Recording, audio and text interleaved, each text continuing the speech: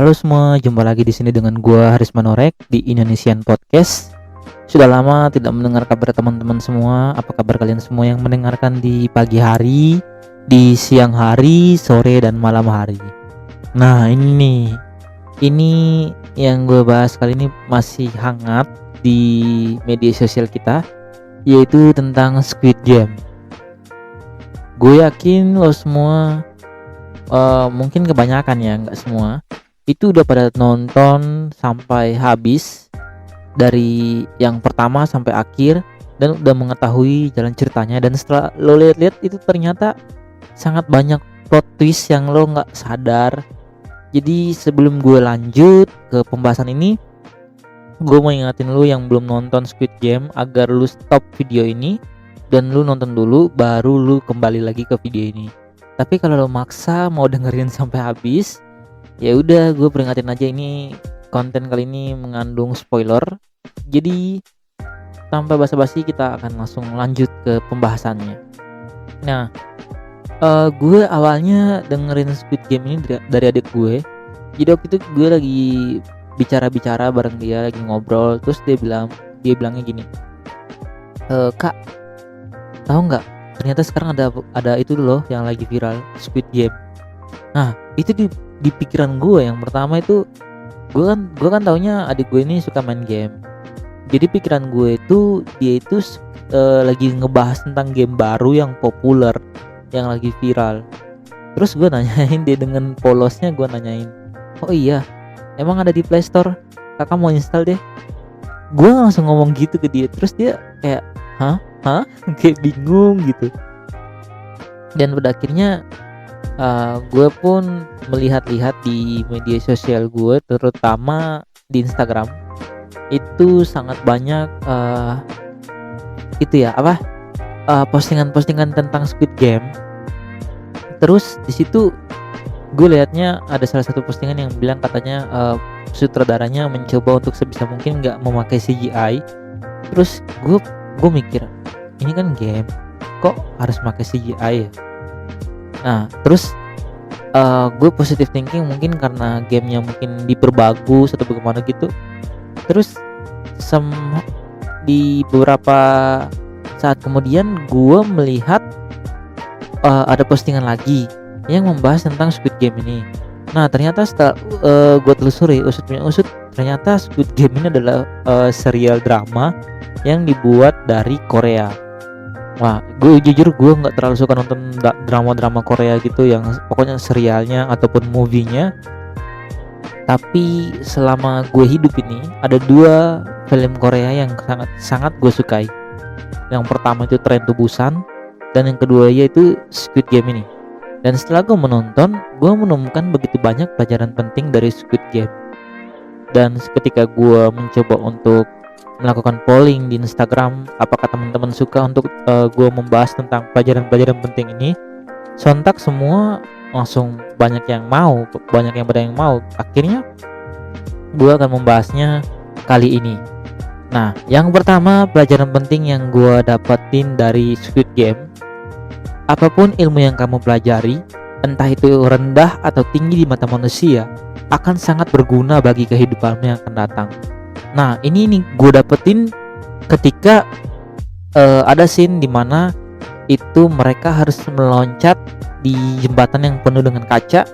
Nah, di situ kan ada kaca yang kuat sama ada kaca yang nggak terlalu kuat.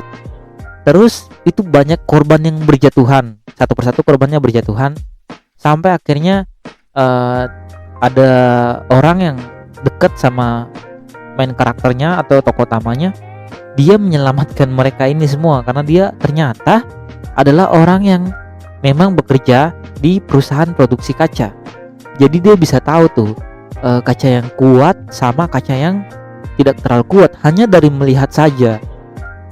Dan ini yang gue tangkap, bahwa apapun ilmu yang kamu pelajari, semua ilmu itu sangat berguna untuk kehidupanmu. Kalau mungkin orang-orang sekarang memandang bahwa ilmu kuli bangunan itu nggak terlalu bagus, dan bagusnya mungkin hanya ilmu-ilmu yang keren kayak teknologi lah, orang-orang yang kerja di bagian akuntansi lah dan sebagainya. Tapi ternyata ilmu yang kita anggap itu dalam kutip jelek, ilmu tentang kuli bangunan contohnya, itu bisa berguna dalam kehidupan sehari-hari kita. Contohnya kita kan nggak perlu sewa orang lagi, nggak perlu sewa. Maksudnya kita kan nggak perlu bayar orang lagi untuk kerja yang hal-hal tentang kebutuhan rumah kita. Kita kan bisa kerja sendiri. Itu kan itu udah ada nilai positifnya. Gue punya teman kampus gue yang dia itu, gue geleng-geleng kepala kalau lihat dia itu jago listrik, ahli, padahal dia bukan lulusan listrik, dia bukan lulusan jurusan elektro, tapi dia jago soal benerin kabel-kabel listrik dan lain sebagainya. Terus dia juga dia punya pemahaman yang dalam tentang tumbuhan. Dia tahu bener bagaimana mentreat sebuah tumbuhan itu dengan baik. Gue sampai bingung gitu. Ini orang belajarnya dari mana? Dan dia juga paham tentang ilmu-ilmu dasar kayak pokoknya macam-macam lah, sehingga dia dibutuhkan di mana-mana. Dan ilmu itu bagi gue ternyata sangat berdampak ya bagi kehidupan kita.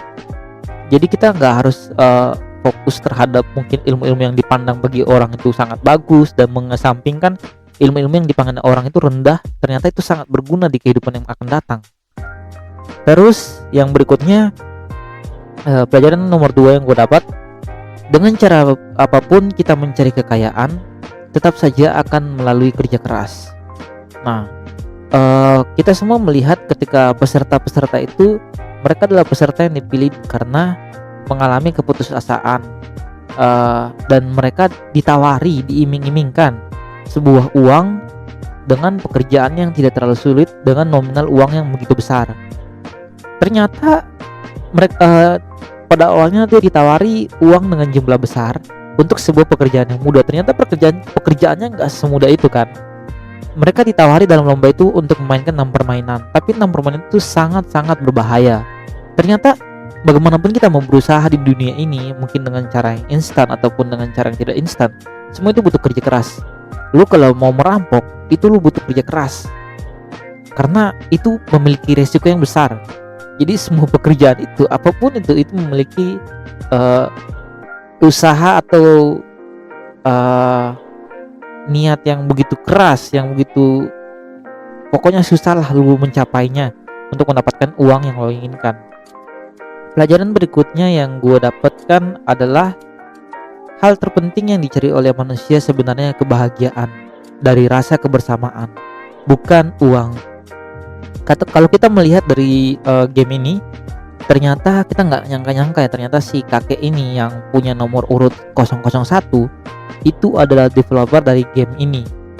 Dan kita sangat-sangat terkejut dengan pernyataan dia di awal game ketika tokoh utamanya menanyakan, mengapa kamu mengikuti game ini padahal kamu sudah sangat tua. Dia bilang hidupnya tuh nggak lama lagi dan dia ingin merasakan kalau gue nggak salah ya kebersamaan atau tantangan dari permainan ini. Sekali lagi dia ingin memiliki dampak dari hidupnya ini yang mungkin sudah nggak lama lagi. Dan kita bisa lihat bahwa dia sangat bahagia ketika bisa memainkan game demi game, terutama game yang lampu hijau dan lampu merah itu. Dan gue merasa bahwa si kakek ini kesepian dan mencoba untuk mendapatkan rasa kebersamaan dari game itu yang membuat dia bahagia. Gue percaya bahwa semua orang pun di dunia ini kerja keras mencari uang itu demi mereka bisa mendapatkan kebersamaan dari orang-orang terdekatnya. Gue percaya semua orang di dunia ini nggak pernah menginginkan uang, tapi mereka menginginkan kebersamaan.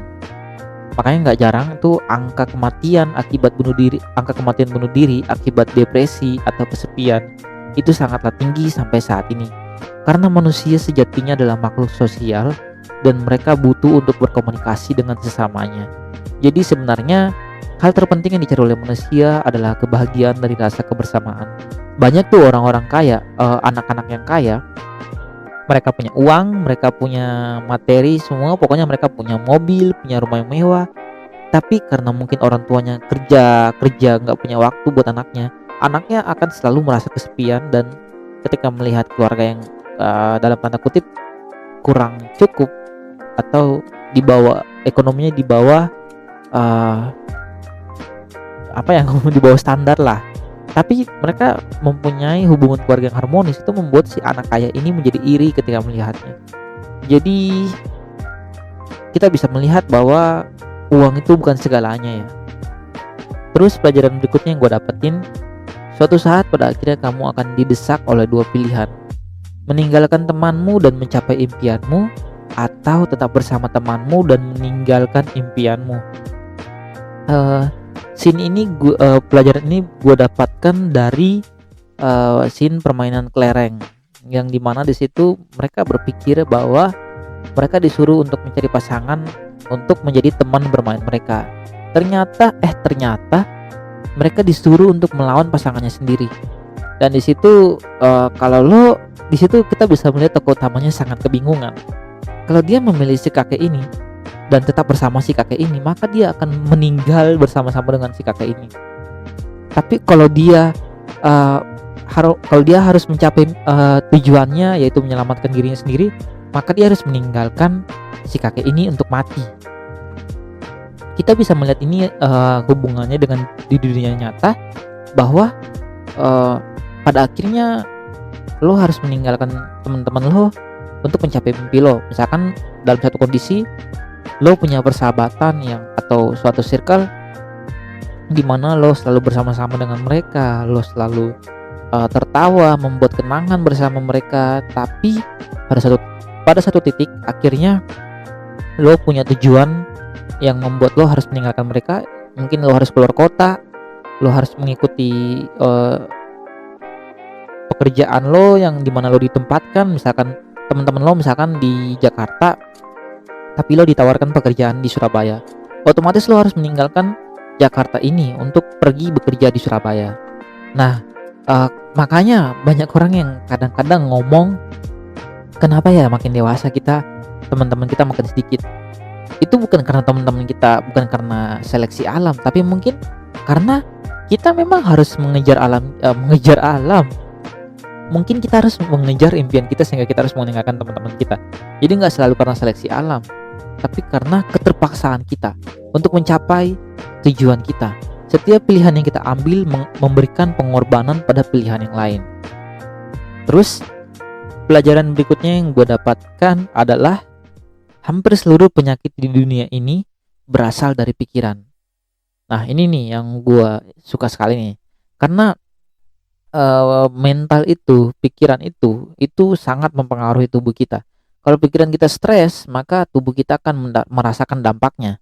Sebaliknya, meskipun ketika tubuh kita sakit, itu belum tentu akan 100% mempengaruhi pikiran kita. Tapi ketika pikiran kita sakit, maka sudah pasti akan mempengaruhi tubuh kita. Kita bisa melihat orang yang dalam tanda kutip tidak waras, itu sangat mempengaruhi perilaku mereka. Kita bisa melihat orang yang dalam tanda kutip mengalami keterbelakangan mental, contohnya mungkin autis, itu sangat mempengaruhi perilaku tubuh mereka. Jadi semua penyakit di dunia ini terbesar itu berasal dari pikiran. Pikiran depresi, pikiran kesepian, pikiran keputusasaan, pikiran kecewa, pikiran sedih. Banyak orang pada akhirnya bunuh diri karena pikirannya, dia nggak mampu menanggung pikirannya. Pelajaran berikutnya yang gue dapatkan yaitu pelajaran dari permainan tarik tambang. Di sini gue melihat bahwa ternyata dalam hidup ini tidak selamanya semua itu dimenangkan dari otot. Kita bisa melihat bahwa ketika permainan tarik tambang itu, ketika tim si tokoh utama akan melawan tim yang mereka lawan itu semuanya adalah laki-laki. Sementara mereka itu laki-lakinya hanya sedikit, banyak perempuan dan satu kakek tua. Jelas otomatis kita itu bisa melihat perbedaan kekuatan fisiknya. Tapi di sini kakeknya menunjukkan kepada mereka bahwa otot itu bukan segalanya, tapi dibutuhkan juga pemikiran yang cerdas untuk menanggapi suatu masalah. Jadi nggak selamanya semua di dunia ini, masalah di dunia ini tuh bisa diselesaikan dengan otot, tapi juga harus diselesaikan dengan pikiran yang kreatif, pikiran yang kritis. Jadi nggak jarang tuh kadang-kadang kita bisa melihatkan preman-preman disewa oleh orang-orang yang, kalau dalam film kita kan nontonnya preman-preman yang disewa-sewa oleh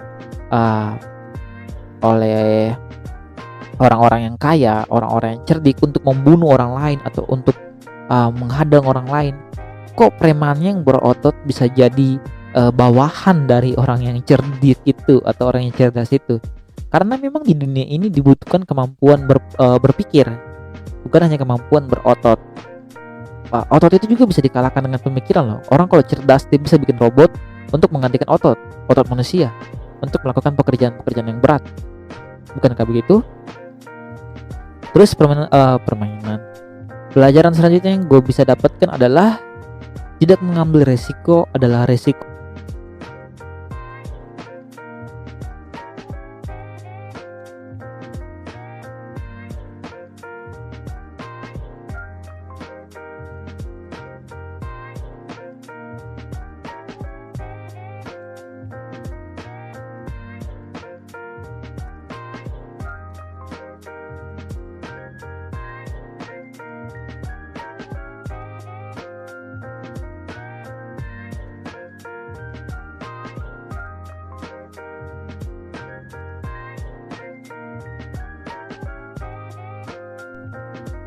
Ini gue dapatkan ketika ada scene dimana ada diberikan game spesial yang dimana di situ mereka disuruh membentuk koloni, bukan disuruh tapi mereka membentuk koloni atas kemauannya sendiri. Dan di situ orang-orang mulai, karena kan waktu itu kan akan terjadi kerusuhan tuh karena dibiarkan saling membunuh. Nah di situ ada orang yang mereka mengambil resiko untuk membentuk koloni dan menjaga dirinya, tapi ada juga yang kayak gue merasa nyaman, nggak usah bentuk koloni lah, nggak usah bentuk geng lah. Pada akhirnya dia ditelan atau dibunuh oleh koloni yang lainnya pada saat malam hari. Begitulah cara alam bekerja kan, maksudnya ketika kita terlalu nyaman sama diri kita sendiri, terlalu nyaman sama zona kita sendiri dan menolak untuk mengambil resiko yang berbahaya, maka kita akan mengalami hal yang berbahaya juga. Karena kita ambil contoh diri kita sendiri, kalau kita terlalu merasa nyaman dengan keadaan diri kita sekarang dan nggak mau menghadapi atau mempelajari perkembangan, maka perkembangan itu akan menelan kita dan memojokkan kita, membuang kita ke pinggiran dari dunia. Jadi penting bagi kita untuk terus memperhatikan perkembangan dari dunia ini, terus belajar. Karena orang yang berhenti belajar, maka dia akan tersingkirkan dari dunia ini. Kayak contohnya gue kasih contoh yang lebih gampang ya, mungkin tadi itu agak sulit. Gue kasih contoh, misalkan lu mau deketin cewek atau lu lagi suka sama cewek, lu takut untuk mengambil resiko untuk menyatakan perasaan lo karena lo takut ditolak. Tapi ketika lo nggak mengambil resiko itu, lo juga mendapatkan hal yang berbahaya karena lo pada akhirnya perasaan lo akan terjebak di situ terus. Lo nggak pernah tahu isi hatinya, atau lo nggak pernah tahu apa yang akan terjadi ketika lo nembak dia. Lu nggak akan pernah tahu kan, bisa aja dia nerima lo, tapi lu lebih memilih untuk tidak mengambil resiko yang ternyata itu adalah resiko terbesar dalam hidup lo. Jadi itu yang bisa gue dapat. Terus yang terpenting nih dari semua pelajaran hidup yang gue dapat adalah desperate. Gue nggak tahu itu bahasa Inggrisnya tepat atau enggak ya, tapi ketika desperate ini artinya putus asa. Dan ketika gue mencari arti kata ini dalam KBBI, gue menemukan yang sangat menyedihkan, nekat, melakukan yang tidak dan mati-matian. Jadi desperate ini adalah kondisi di mana orang dia sedang mengalami putus asa dan rela melakukan hal-hal yang menurut dia itu dampaknya itu kecil, maksudnya kesempatannya itu kecil, tapi dia mau melakukan hal itu. Kita bisa melihat ini dalam kehidupan nyata kan. Misalkan ini nggak selalu harus berhubungan dengan uang ya, karena mungkin gamenya kan bicarain tentang uang tuh. Mereka mempunyai utang yang besar, terus karena sudah terpojok ditagih oleh debt collector, akhirnya mereka mengikuti game ini yang memiliki taruhan nyawa, memiliki hadiah uang, tapi juga kalau kalah mereka akan dibunuh, akan mati, sama aja kan maksudnya kan. Tapi mereka rela mengambil keputusan itu meskipun peluangnya kecil. Nah ini yang kita harus hindari juga dalam dunia nyata. Misalkan lo berpikir, gue pernah berpikir bahwa gue harus mempunyai seorang pacar, dan gue mati-matian berusaha untuk mencari pacar. Gue udah pernah bahas ini di podcast sebelumnya, dan gue baru sadar ini setelah kejadian kemarin ya akhirnya gue ditolak. Terus gue nyadar bahwa ketika gue berusaha untuk mendapatkan pacar, untuk berpikir bahwa mungkin pacaran itu menyenangkan, akhirnya gue melakukan hal-hal yang di luar maksudnya di luar nalar gue, di luar diri gue yang asli. Gue nggak nyangka gue bisa melakukan hal itu yang gue tahu kesempatan untuk mendapatkan orang yang gue suka ini kecil, tapi gue rela melakukan apapun itu. Gue rela melakukan hal-hal yang menurut gue itu berpeluang meskipun kecil, agar supaya gue bisa mendapatkan apa yang gue inginkan. Nah ini nih yang kadang-kadang menjadi putaran waktu yang gak berhenti, atau yang bisa kita sebut lingkaran setan. Karena orang-orang rela melakukan apapun meskipun peluangnya itu kecil, hanya untuk memuaskan dirinya akan suatu hal yang dia inginkan. Jadi ini sangat-sangat berbahaya. Dan gitu aja yang bisa gue sampaikan dari pelajaran hidup atau pelajaran penting yang bisa gue dapatkan dari Squid Game. So, jika kalian suka dengan konten ini, jangan lupa untuk tekan tombol subscribe dan nyalakan lonceng notifikasinya. Gue Aris Manorek, salam pamit.